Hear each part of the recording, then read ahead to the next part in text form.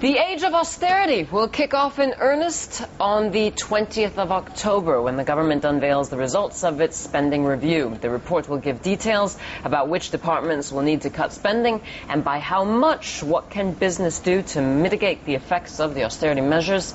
Alex Pratt is the author of Austerity Business. Hi, Alex. Hi. What is austerity business?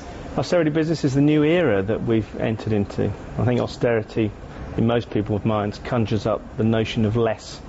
I think we face a future of less of a number of things. You just mentioned the public service, public sector. We face less access to finance. We face less stability in terms of forward look. We face less freedom in terms of spending natural resources. It's quite an interesting time. So what have you done? You've gone in and you've said this is what business is going to be facing, this is what you can do about it? Absolutely. What the private sector's been through, what the public sector's just about to go through. In 2008, the manure hit the fan, and we as a small business had to cope with that. And really what I've done in the book is chart how we got through it and how we faced up to this new era and what it means in terms of how you operate on a daily basis at the coalface. Could you tell us a little bit about your business and what inspired you to write this book? Yeah, we're a specialist manufacturing company, 35 people, £3 million. We make high-grade reading lamps that you might find on the space shuttle or on a nuclear submarine or something. So when an astronaut's flying to the moon, he goes like that, and like that, read his book, that's your light. Yeah, and looking for the map, obviously. You need to know where you're going when you're an astronaut. Yeah, exactly. He draws the maps that they read. But that sort of specialist environment.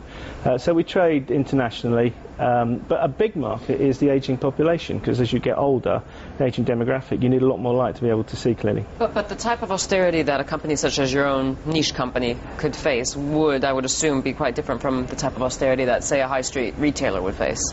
Well, two sides to the business, B2B and then retail. In October 2008, the business stopped when our industrial side stopped buying. There was destocking and everything like that, and we had to react very quickly because we're a small business with small reserves. And we learnt from that, and we learned one of the lessons that we learned that's in the book is, act instantly. If something's wrong, the longer you leave it, obviously the worse it's going to get. So act instantly and do it once. Panic too soon, though?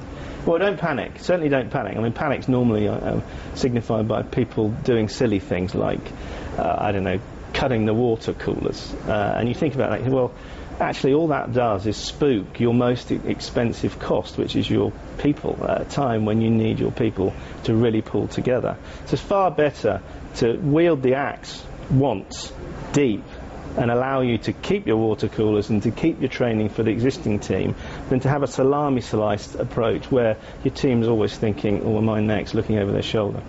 And how can you make deep cuts? What's the sort of the best way to take an organisation, and particularly when you've only got 35 people? Yeah. And so what's going through your head at that point? Well, what can we live without? Where are we over-resourced? I mean, we were resourced to grow quite strongly, so we had people in place who were going to deal with the growth. So that was a relatively easy decision.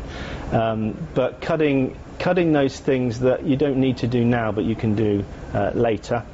But not cutting in your relationship with your customers, for example. Your marketing, it always amazes me that just at the moment when marketing is at its most valuable, namely your relationship with your customers, people cut their marketing spend. Alex, thank you very much. Good luck with it. Alex Pratt, author of Austerity Business.